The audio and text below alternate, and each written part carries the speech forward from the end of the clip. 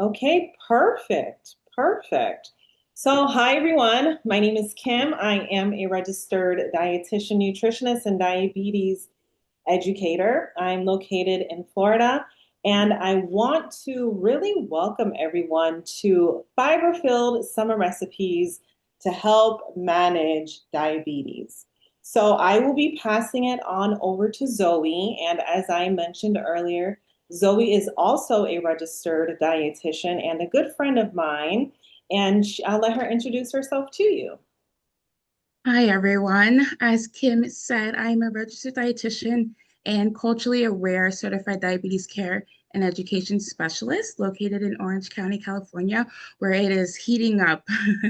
I am the owner of Fear Not Food Nutrition Counseling, where I help people reduce their A1C without giving up their cultural or comfort foods.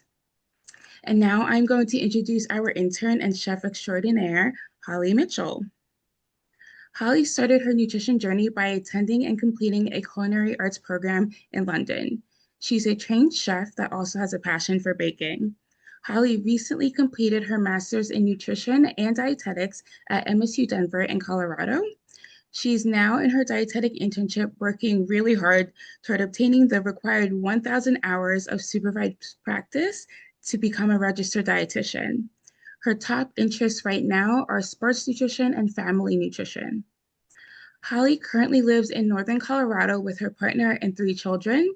When she's not studying, she spends her free time with her children as a cat mom, reading, and spending time outdoors. Holly, take it away. Thank you so much for that introduction, Zoe. It's nice to meet everyone and welcome. I'm so glad you are all here today. So today we are going to be talking about fiber-filled recipes that are perfect for the summer. They're going to be really bright, light meals that you can make all summer long. One of the recipes we cover doesn't even require using an oven or anything like that, so that's perfect to try and keep the heat out of your kitchen.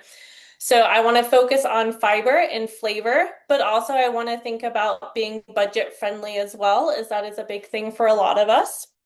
So while I am starting off with my presentation, I would love for everyone to pop their favorite summer recipe in the chat, and then Kim and Zoe can go ahead and mention those as I'm going through my presentation.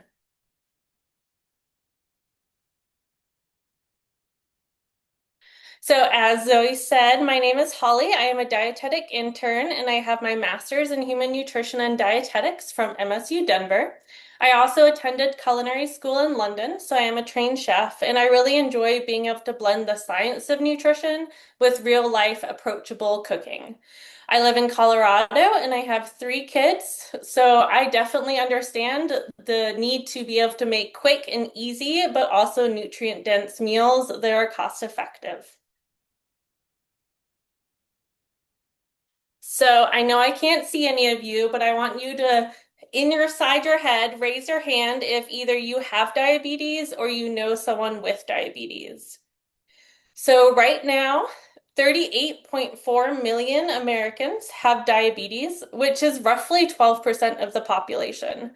And 90 to 95 of those cases are type 2 diabetes, which is often linked to lifestyle factors, and it can also be helped. You can help manage that with different changes in our lifestyle factors through like exercise and different dietary changes. Managing diabetes can be very stressful and it can have a huge effect on our mental and emotional load. Nearly half of the people that have diabetes have reported feeling overwhelmed or stressed about managing their condition. So again, I can't see any of you, but please, if this resonates with you, you are not alone. The good news is that small changes in our routine can actually help ease that daily burden and also improve our mental well-being. And small dietary and lifestyle changes can really help. A balanced diet that's high in fiber and low in added sugar can help lower those HbA1c numbers, and they can potentially reduce the need for medications. So, my goal today is to give you some simple tools that can help reduce that stress for you, because making just a few strategic food choices can go a long way in helping to keep our blood sugar more stable and make our daily managing life a little bit easier. All right, so one of those helpful tools that I'm going to talk about today is fiber.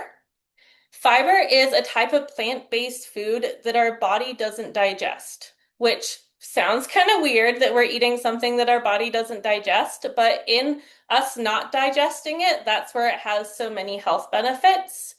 So there are two different types of fiber. There's soluble fiber, which forms a gel-like consistency inside of our digestive tract, and that helps to slow down digestion. Soluble fiber can be found in things like oats, apples, and beans. And then insoluble fiber actually helps keep things moving inside of our digestive tract, and that can be found in whole grains, vegetables, and seeds. So the good thing about soluble fiber in slowing down that digestion, it also slows down the rate at which sugar enters our bloodstream. And so that can help reduce that blood glucose spike after our meal. So it's a really great ingredient to try and include in our meals because it's going to really help slow down that spike. It also helps keep us fuller longer, which is great for weight management. And overweight or obesity is a risk factor for diabetes. It has a multitude of other benefits as well, but today we're just going to focus on those two.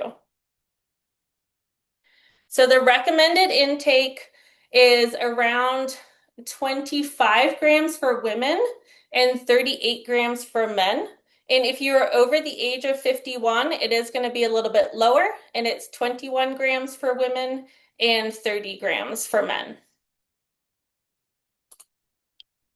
So I don't know about you, but I am terrible at picturing something when it's just a number. When someone's like, oh, it's about 2 miles, I'm like, I have no idea how far that is. So to make it a little bit easier for you to understand what that 21 or 38 grams looks like, fiber is going to be broken down. If we're having 3 meals a day, you're looking at around 6 to 8 grams of fiber per meal. So that could be half a cup of black beans, a small sweet potato. It could be a slice of whole grain bread, especially if it has seeds on it. That really helps increase that fiber component. It could be a cup of raspberries, which has a shocking 8 grams of fiber in it, which I always find fascinating. It could be like a cup and a half of mixed broccoli and Brussels sprouts. But overall, those fiber-rich foods are going to be things like whole grains, vegetables, fruits, legumes, and those legumes include beans, peas, lentils, and then you're also going to be able to find some fiber in nuts and seeds. So when we pair fiber with protein and healthy fats, it really helps to keep us full longer, and it helps slow down that release of sugar into our blood system, which, as I mentioned earlier, helps decrease that blood glucose spike after a meal. And I am going to show you a recipe today. It's actually 3 recipes, but it's going to create one meal that's full of fiber. It still tastes delicious, and it's super easy to make, and it's also super cost effective. So the first thing we are going to be making today is going to be turkey burgers. And I don't know about you, but I love burgers in the summertime. It is the perfect weather to get out and grill. One way to change up a burger and provide a leaner protein is by using turkey. So you can still use beef for your burgers, but this can add a different flavor profile. It creates a really good blank canvas. Turkey doesn't have a super overpowering flavor to it, and so it means that you can mix a lot of different spices or herbs or flavors to it, and it's not going to change it too much. The recipe that I'm going to be making for my turkey burgers is going to be like a citrusy garlic kind of flavor. But like I said, it's so customizable. It'll be really easy for you to change out certain ingredients that I'm using to suit your taste buds.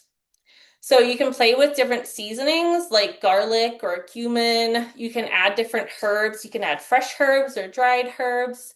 If you're feeling particularly adventurous, you could try curry powder and make some curry turkey burgers. Um, and then today with my turkey burgers, I'm not going to be serving them on a bun, but I'm going to be coating them in cornmeal, and that helps gives it a nice like crunch to it. And for me, that kind of helps mimic what the bun would be like, but providing like a lighter meal. So I'm using, it's called pan, but it's a white cornmeal. And like I said, it gives it that really nice crunchy outer shell, but there are lots of different options that you guys can use. You could try using different flours or seeds, and there are so many different breadcrumb options you can put on there as well. And lean ground turkey, I personally recommend using the 93% lean turkey as I feel like it works best for the burgers. It keeps it nice and moist, but it's not too fatty. And then anything leaner than that tends to get a little bit more rubbery as you cook it. But turkey burgers have an amazing nutrient quantity to them. They offer around 22 grams of protein per serving, and then they also offer lots of iron, zinc, and B vitamins. The next dish we are going to make is just a really simple sweet potato side dish. So I usually cut them into cubes when I'm cooking them. They're just going to be these little sweet potato cubes because they cook a little bit faster. But if you want to kind of do that classic burger and fries look, you could also cut them into long strips. And I'm going to show you guys how to do that later as well. Sweet potatoes have a very different set of nutrients compared to regular potatoes. They are packed full of vitamins A and C, as well as potassium, calcium, and magnesium. So they're an excellent source of tons of micronutrients. And this may shock you, but they also have a really good amount of fiber. So again, that really helps to just slow down that release of sugar into our bloodstream. There are many different ways to cook sweet potatoes. You could roast them in the oven. You could pan fry them in a little bit of oil. But I personally like to air fry them because I feel like it gives it a really nice crispy outside to them without having to use too much oil to get that crisp. And then flavor-wise, again, they are so versatile. You can really put anything with them. The recipe I'm using today is going to be like paprika and garlic and some oregano. But you could add any other flavors you want. You could make them nice and spicy. Or you could even make them sweet and put like cinnamon and nutmeg or something like that. So they're super versatile and they're great all year long. And then the last dish that I am going to be making is a perfect summer salad. It is a three-bean salad, and it also kind of ties as like a really nice salsa to have with your burger. But the three-bean salad is packed full of nutrients. It also has potassium and magnesium, and then you guessed it, it is full of fiber. Beans are a great source of plant protein as well. So if you are someone who chooses not to eat meat or you cannot eat meat, beans are an excellent way to get in some extra protein. For my recipe, I am going to be using kidney beans and cannellini beans, but you can really use any different type of bean you like. And again, so versatile. You can change up the types of beans and that will change up the flavor. You can change up the herbs that you're putting in. You can change the dressing that you use. You can really go kind of crazy on the flavors, or you can just make it nice and simple. So I love using different colors of everything with this salad because I know that I eat with my eyes before I start tasting food, and I know a lot of people do too. So adding in different color beans works great for that. It makes it look bright, it makes it look fresh, and it's super colorful. It's a great dish to have in the summertime. As I mentioned, this is the meal that does not use any kind of oven or stove, so you don't have to even turn the heat on in your kitchen to make it, which is perfect. And it can be made in advance as well and just stored in your fridge. And actually, if you make it in advance, it gives it a little bit more time for the dressing to soak up into the salad. So cost-wise, this recipe that I am making today is enough to feed a family of 4 or 5.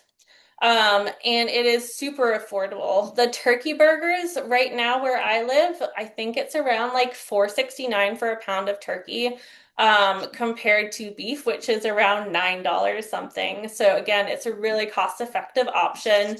And all of the different seasonings that you can get for it, while you may have to buy them up front, if you keep those in your pantry, then you can use them again and again, so that cost gets spread out over time. For the sweet potatoes, again, they are super low cost. I think for the three that I bought for this recipe, it was around $4. So very affordable. And then that three bean salad, I am using canned beans and then a bag of frozen green beans. So again, another really affordable option. And it was around like $5, I think, for the total cost of the bean salad. So altogether, you're looking at around like $18 to $20, and it's a nutritious, delicious, and wallet-friendly meal. So thank you all so much for listening to my little presentation. We are now going to be moving on to the fun part where I'm going to break down that recipe for you and show you guys how to make all of those different meals.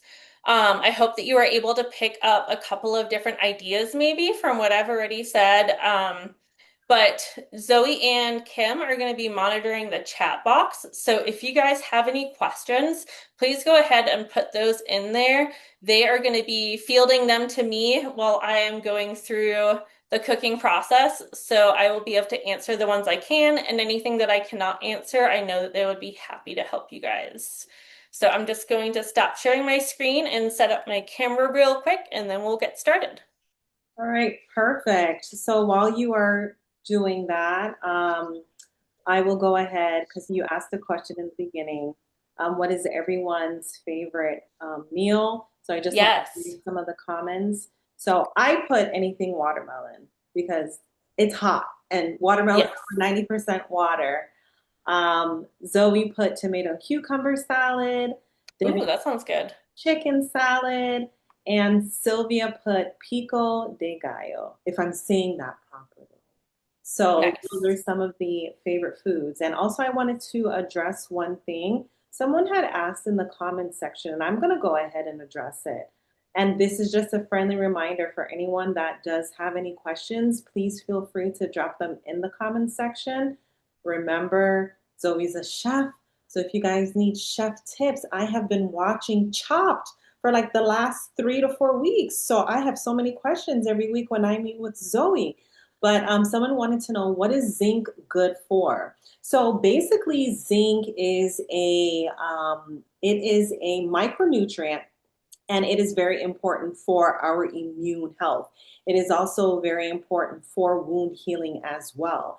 And zinc is one of those minerals that cannot, like it and vitamin A go together. So the reason why we're so focused, I know some people say, well, I can get zinc from a multivitamin, but a food first approach is preferred because it's more bioavailable. So I just wanted to answer that question before we actually go into the cooking part. Perfect. Thank you, Kim. Okay. Okay, so what we are going to be making first is the turkey burgers. So I have the finished product here that you can see.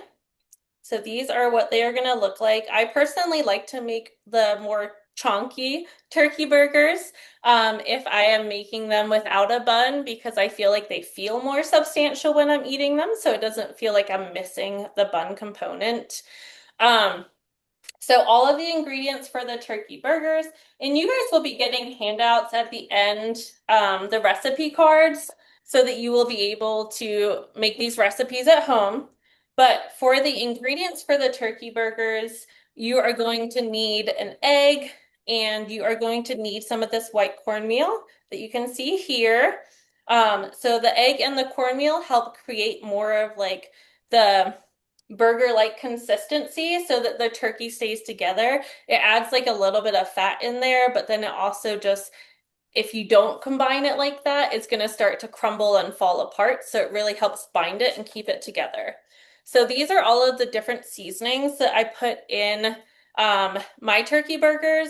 I personally really like this lemon pepper Mrs. Dash seasoning. For me, the citrusy turkey burgers are such a great summer component and good summer meal, and they pair really nicely with like the cayenne.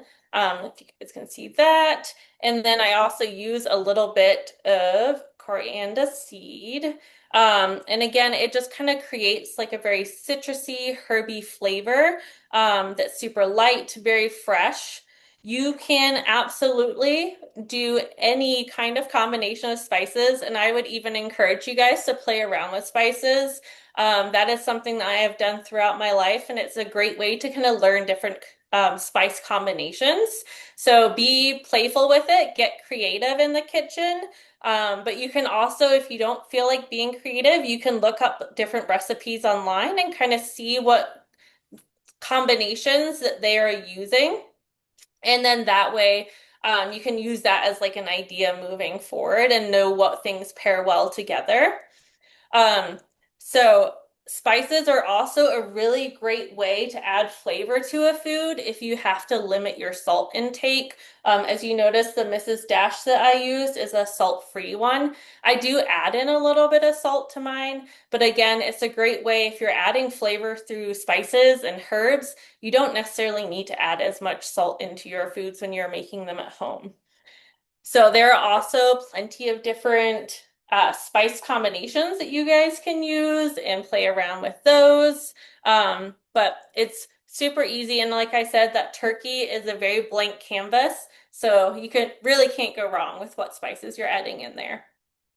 So this is what the mixture looks like. I did mix this earlier because I wasn't able to do it on camera, but it is a very kind of thick consistency. I don't know if you guys can see that as well, but you want it to be this thick consistency, almost to the point where it's not sticking to your fingers while you're making it, because then it's going to be much easier to roll together into a burger shape.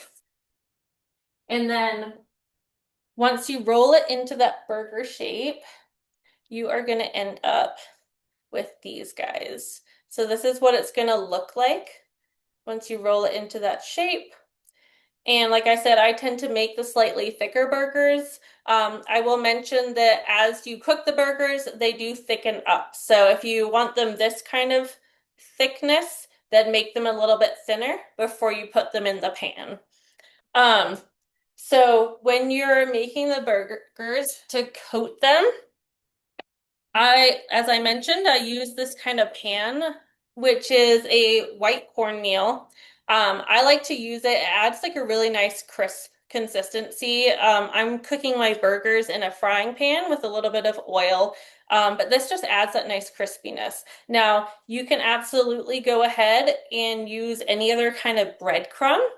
I would recommend if you are using a breadcrumb that you dip your burgers in a little bit of flour and then some beaten egg first, because it will help that breadcrumb stick much better to it.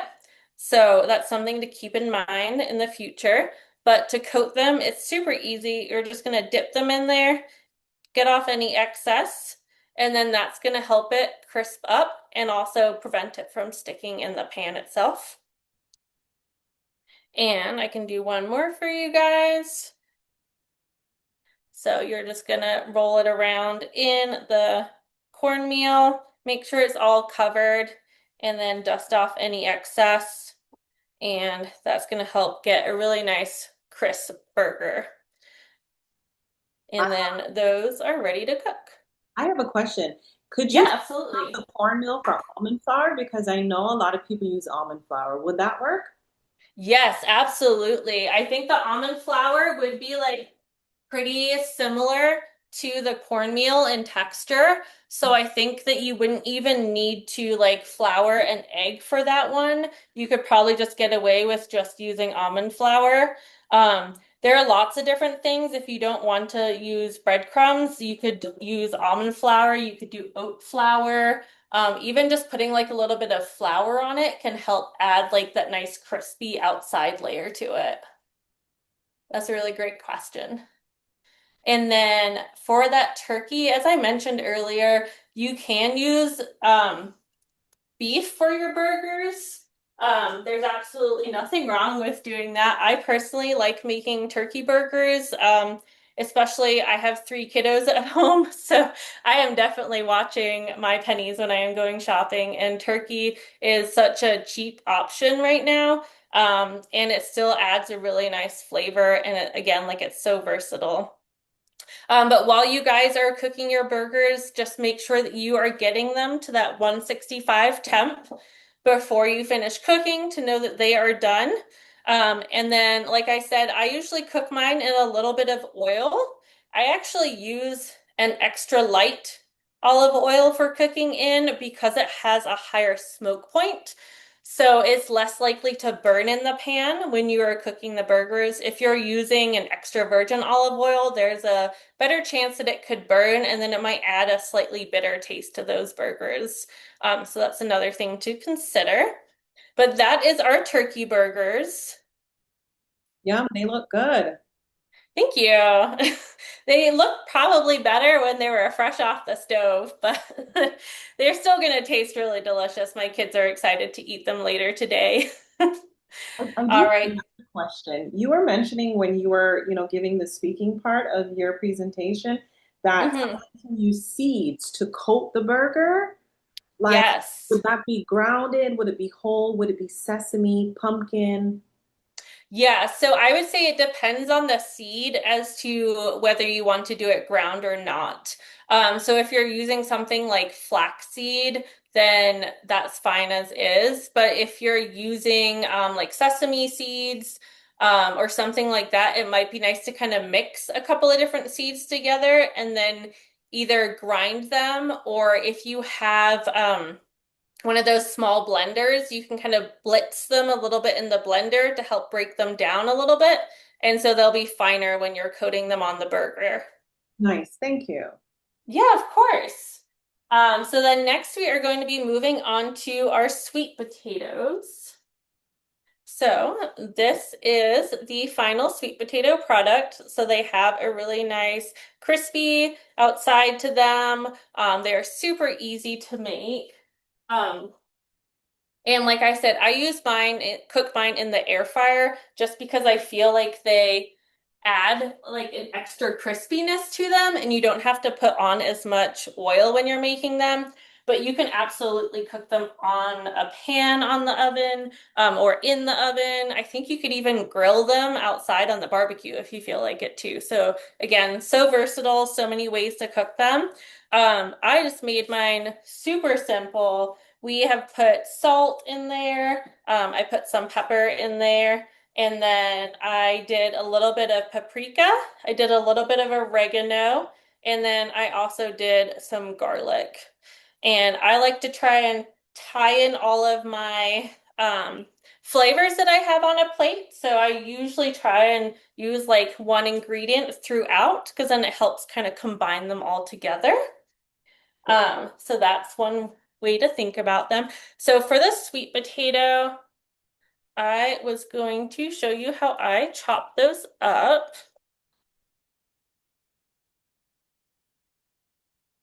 All right.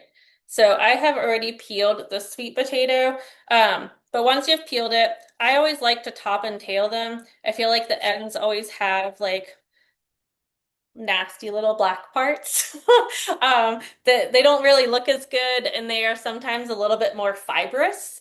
So I usually get rid of those, but there are two different ways really that you can do this. I would say the main thing is just thinking about as much uniformity as you can with your chop, as that's going to help everything cook more evenly. So for making either the strips or the cubes, you're going to start off by cutting down lengthways like that. And then once you have your lengths, if you want to do them into fries, you can just go ahead and cut strips like this. Again, the thickness as you're cutting them is going to be what determines how long they take to cook. So try and think about having them a similar size. And if you don't have as long to cook them, try and think about making them as small as possible. So once you have cut them all into strips, you can then go ahead and turn them around and cut them into little cubes like that. So it's super easy. The one thing I would be mindful of when you're cutting sweet potatoes is they're really hard to cut. It's the same as if you ever cooked squash at home. Your knife can often get stuck in there. So just be really mindful of when you're cutting that you know where your fingers are, and that you're holding your knife really well and keep those hands out the way. We don't want any accidents in the kitchen. But the best way to do it is once you have a flat surface, put that part down, and then that's going to keep the sweet potato more stable and allow you to get a better cut on there as well. And then once we have the cubes for the sweet potatoes, you can go ahead and pop them in a bowl. And I already popped all of the ingredients in here. So it's got the oil, the oregano, some salt, some pepper, and then it has that paprika in there.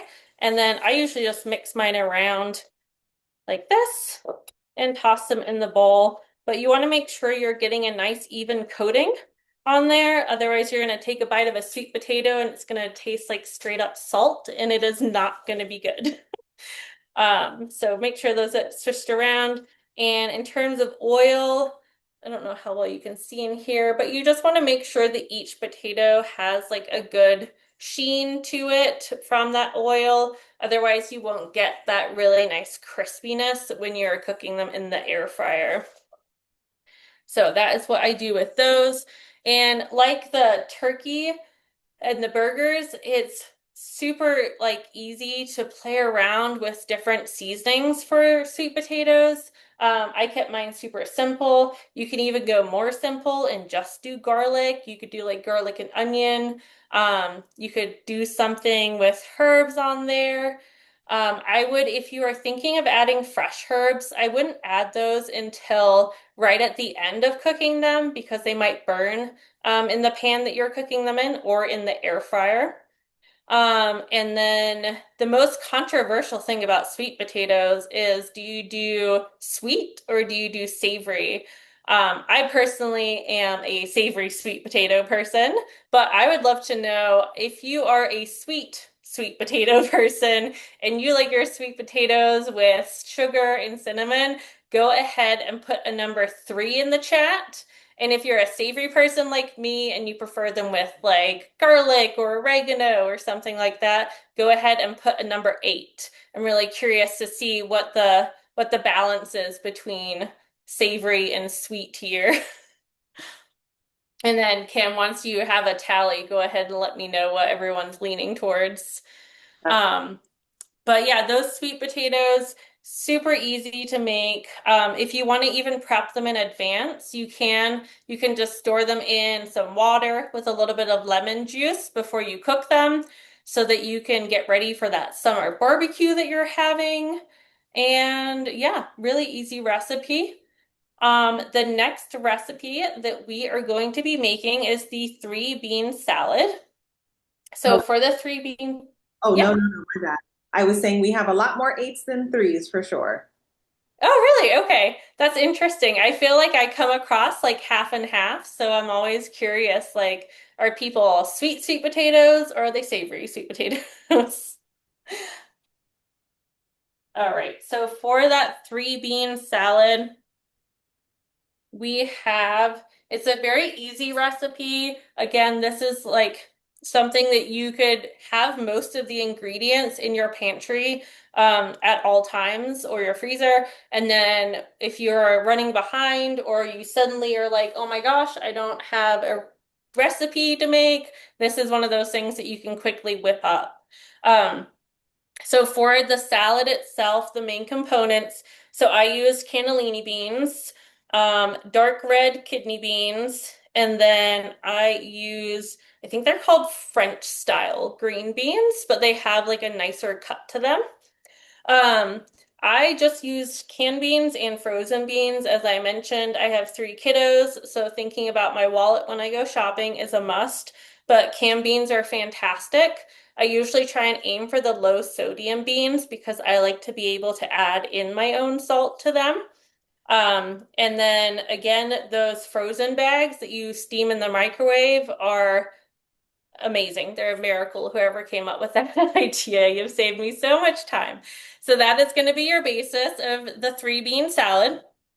You're also going to want some tomatoes. I personally like using these small tomatoes. I think these ones are called snacking tomatoes. And I love it when they have the different colored tomatoes because, again, we eat so much with our eyes. So trying to add as much color into this bowl as possible is going to make it taste even better. So you're adding those tomatoes in there. You are going to add some red onion. I currently have mine soaking in some water. This is part of the recipe to soak the sliced red onion in water. And I'm actually curious, does anyone know why we do this? If you do, go ahead and pop it in the chat. I'll give you a second.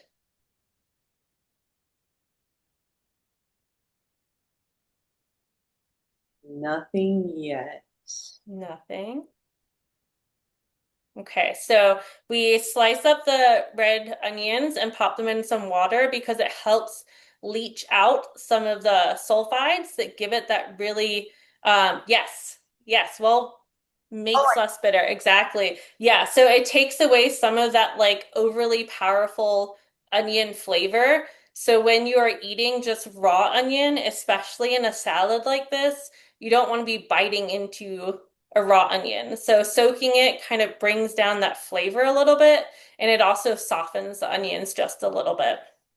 So you're going to be using some red onion, those tomatoes, and then for the dressing, again, it's super simple and it's ingredients that you can keep in your pantry all the time. But I have just some plain table sugar to put in there. And you can actually use honey, agave, any kind of sweetener you choose. It's not a ton of sugar, so it doesn't really make too big of a difference. But again, whatever you have in your pantry works. We don't want to go and buy things when we don't need to. Um, you are going to want to use some kind of mustard. I personally like the flavor of Dijon mustard. You could use most different types of mustard. I would maybe stay away from like honey mustard or something like that because it's going to make it pretty sweet. So thinking of just like a plain mustard, but you could even use yellow mustard if you need to. You are going to be using some fresh garlic. And again, that's another one of those things that you can change out and customize. If you don't have fresh garlic in your house, I myself always have the jar of minced garlic in my fridge as an easy go-to for recipes. It saves so much time. So you can use that as well. It is going to have a slightly different flavor though, so just be mindful of that comparing the fresh garlic to the pre-diced garlic. And I think I saw someone ask how much sugar. I think for this particular recipe, you're using like a quarter teaspoon of sugar. So it is a very small amount. But again, like this dressing is something that you can kind of adjust as well to your taste. So it's easy to play around with those ingredients. Molly, I have a So question for you. yeah. This looks delicious, but I am not a huge fan of beans. Is there another high fiber side that I could do instead? Yeah, absolutely. So one of the other recipes I was actually going to make for this meal, until I decided to make the bean salad, was roasted broccoli.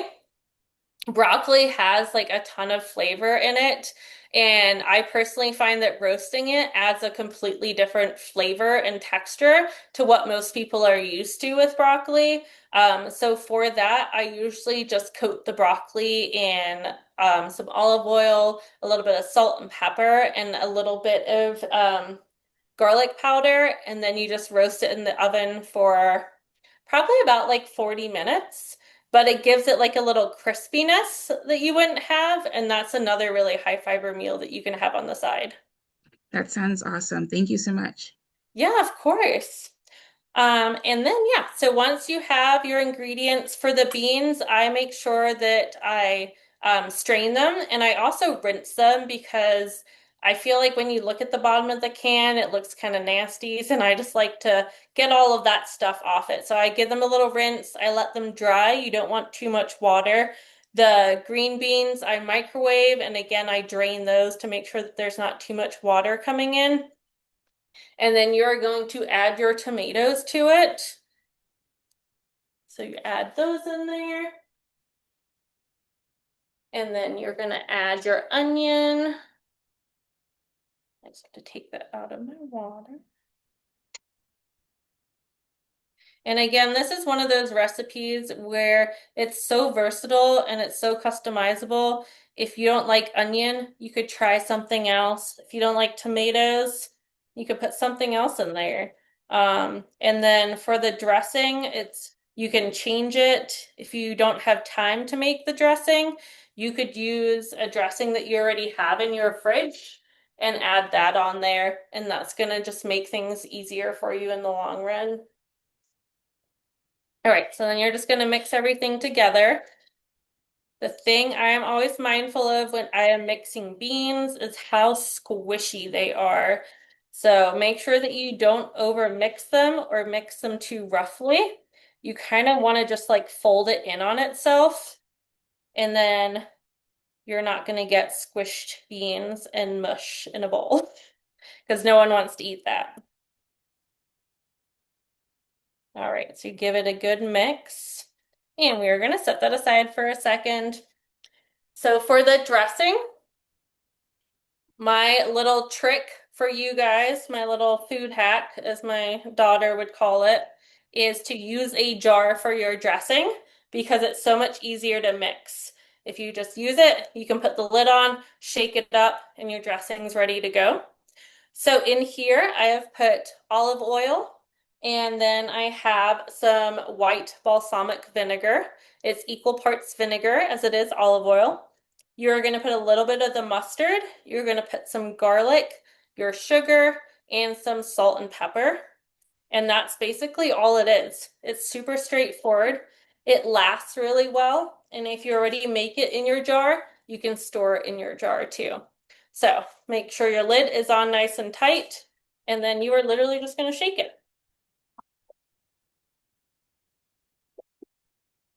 And there's your dressing ready to go. So once your salad is all mixed together, you might find that there is a little bit too much dressing. Again, that's all a personal preference, how much you want to put on there. I usually don't like to coat mine with too much, so I'm just going to drizzle that on. And I'll set the rest aside in case I need to add a little bit more.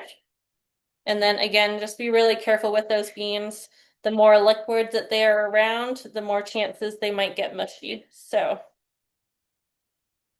mix those all together. And you Holly, I might, have a question yeah, for you. You mentioned that the beans are a bit squishy.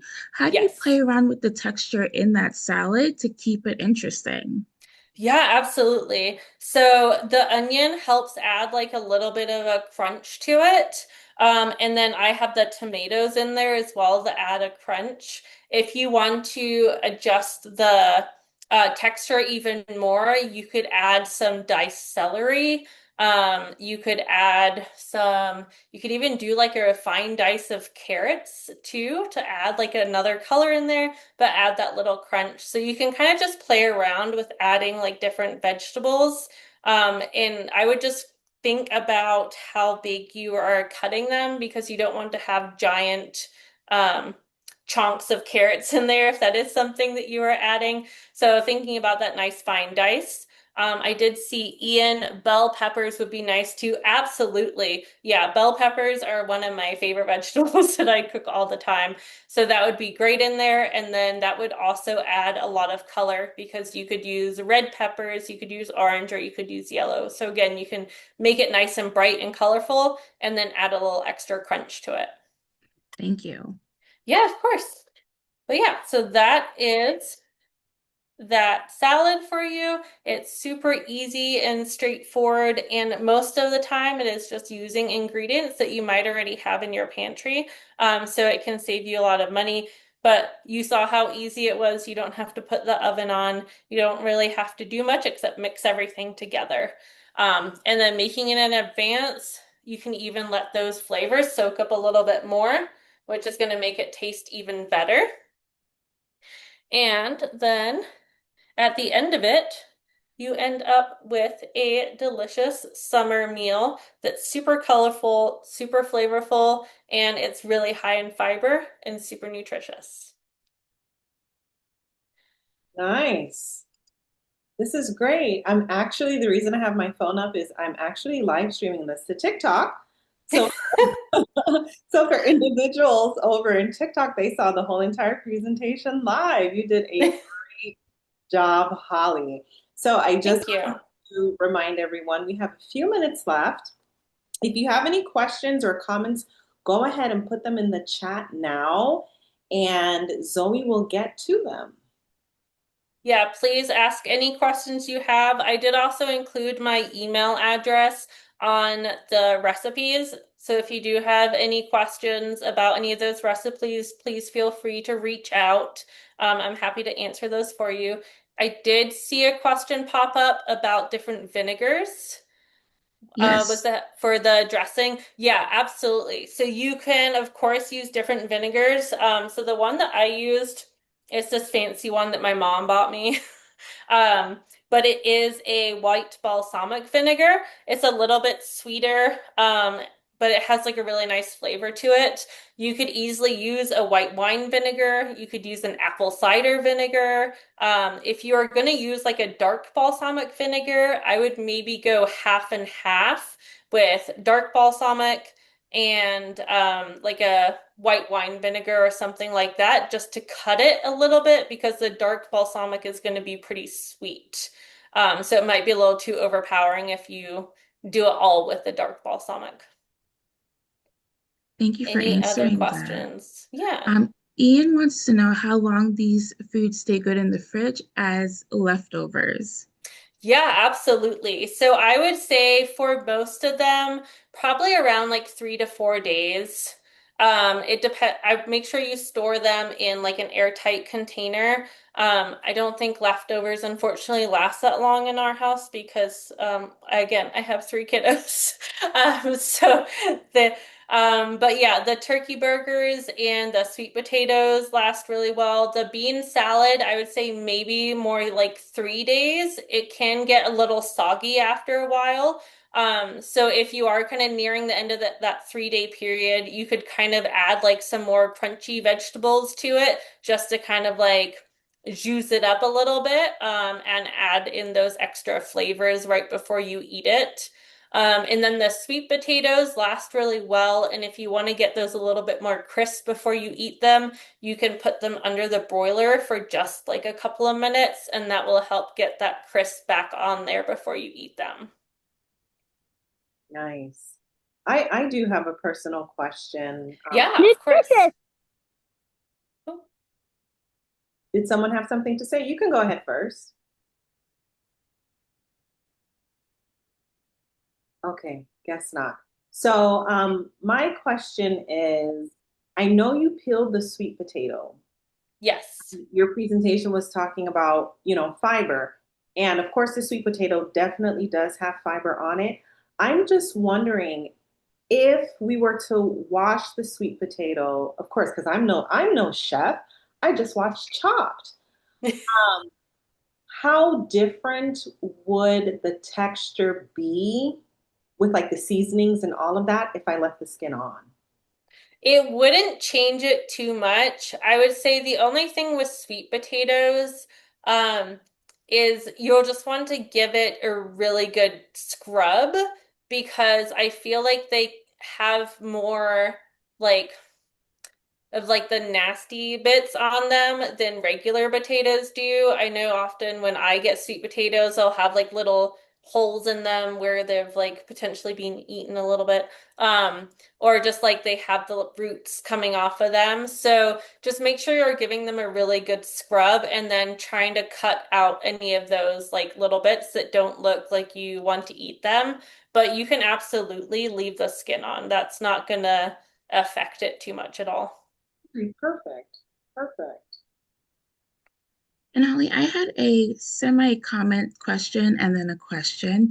Sure. I was thinking about Ian's question with leftovers and the bean salad. Do you think the bean salad would last longer if you didn't coat all of it in the dressing, like maybe doing whatever you're going to eat that night in the dressing and then keeping the rest dry until you are ready to use it? Yeah, 100%. You're still gonna have the tomatoes in there, which do have the juice in them. So they are gonna add in like a little bit of like that liquid that could potentially make it a little bit more mushy as time goes on. But if you add in your dressing just on the portion that you're eating, that's gonna make it last much longer. Yeah, great point, Zoe. Awesome. And my other question was, you've mentioned fiber quite a bit throughout your presentation. Why is fiber important? Yeah, so fiber is an excellent way of, as I mentioned, it has so many different health benefits. But it can help slow down the digestion of food as we are eating it. So it helps to slow down the release of sugar into our bloodstream, which can really help prevent those blood sugar spikes after a meal. It can also help keep us fuller longer. So if you're eating a really fiber-filled meal, you will probably notice that you feel fuller in the long run, which is great for weight management or if you are trying to lose weight. But just in general, it helps keep us happier. If we're feeling like we're satiated, we're not going to be like thinking about, oh man, I really wish I had a snack right now. It also helps keep things moving in our digestive system, so it can help prevent constipation. And there have been a bunch of studies that have shown that it can decrease your risk of colon cancer, or diverticulitis because it helps clean everything out of your intestine as it's moving through. So it has a ton of different health benefits. It can also help lower cholesterol because while it is going through your digestive tract, it binds to these things called bile salts, and then takes those out of your body. And in order for your body to make new ones, it has to use the cholesterol that we already have in our body. So it can help regulate that as well. Awesome. Thank you so much. Yeah, you're welcome. Any more questions? I think I We did do, see one pop up, but we do have one question from Debbie, and she is wondering how much fiber is in the whole meal. that is a great question. So for the sweet potatoes, I think it's around like 6 grams for, I think it's like a half a cup. I would have to double check that. But the beans are going to add a whole bunch of fiber. I would probably say, and this is just a guess because I didn't plug it in, but I would say it's probably somewhere between like 7 to 10 grams. And I would agree. I was here like doing the mental math and looking it up. But when you saw me looking for the laugh, yeah, I would say at least 7 to 10 grams for sure. Yeah, because you have the beans, two different types of beans. You have green beans, you have tomatoes, you have onion, and you have the sweet potato. So all really high fibrous foods. And there's one last question, which I think we're going to end here, and it's a really good question. So we're ending. Oh, two last questions.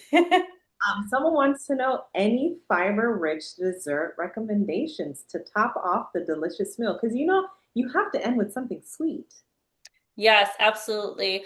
So nuts are going to be a really good source of fiber as well. So you could do like chocolate covered nuts might be tasty and also add a little bit of fiber. I know that there are also so many recipes about like making an avocado chocolate mousse out there online, and avocados are a great source of fiber. I even made once sweet potato brownies that sound weird, but they tasted really good. It helped add like that sweetness to it from the sweet potato, and then you're also getting in some extra fiber. And anything that has fruits in it, so you could do like baked pears, which are delicious, topped with some nuts. You could do apples, a nice fruit salad if you want to keep it simple. Yeah, there's tons of different fiber dessert options. That's a really great question.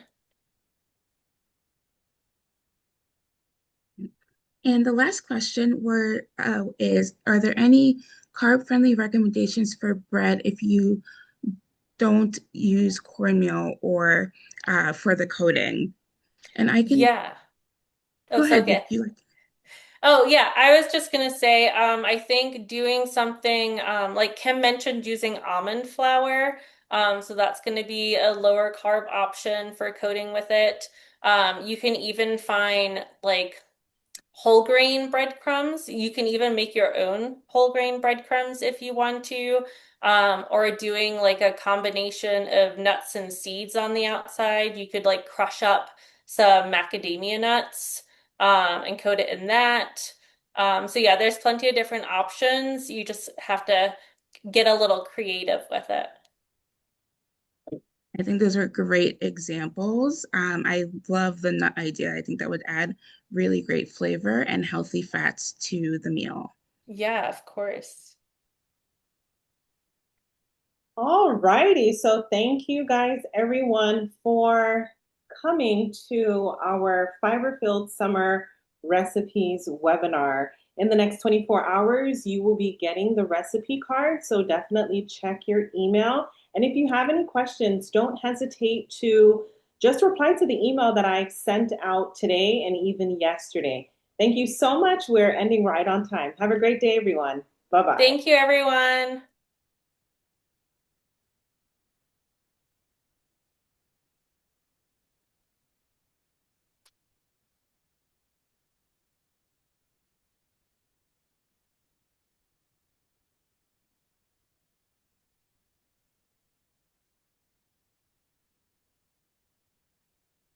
Okay, guys, Holly and Zoe, I want to stay together for a quick debrief.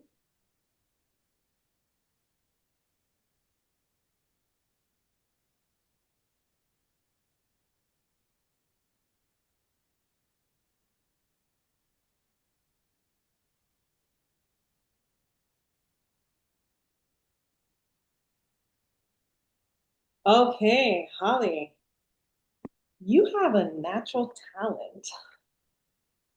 Thanks. I was so nervous. You did absolutely amazing. I was blown away. Yeah. Thank you. And then, like when you mentioned when we spoke Monday, if there's any pause, to ask the questions, you filled in the gaps really, really well with your Yeah. ad libs, just like, hey, well, you did really good. Thank you. I definitely felt super nervous. And then also the sun's like shining right through this window here. So I was like so warm with all the nerves and the sun. And I was like, okay, we're fine. Wow, you did But great. Great. thank Anything you you. wanted to add, Zoe? No, honestly, I think you were a natural. You gave really great alternatives to like the seasonings and other vegetables you could put in the food. So you made it really versatile. I think the health information that you provided was like short and sweet and simple for people to be able to take in that shorter Hmm. amount of time. So yeah, I think yeah, this was wonderful. Thank you. And It was definitely a new experience. So yeah, we had a total of 12 other participants that came in. So oh wow, okay. there were a total of 36 that had signed up, but of course, people are like, I can't make it live. So I'm gonna definitely send them the replay. Nice. Well, that's good. I'm glad. Like, and also I'm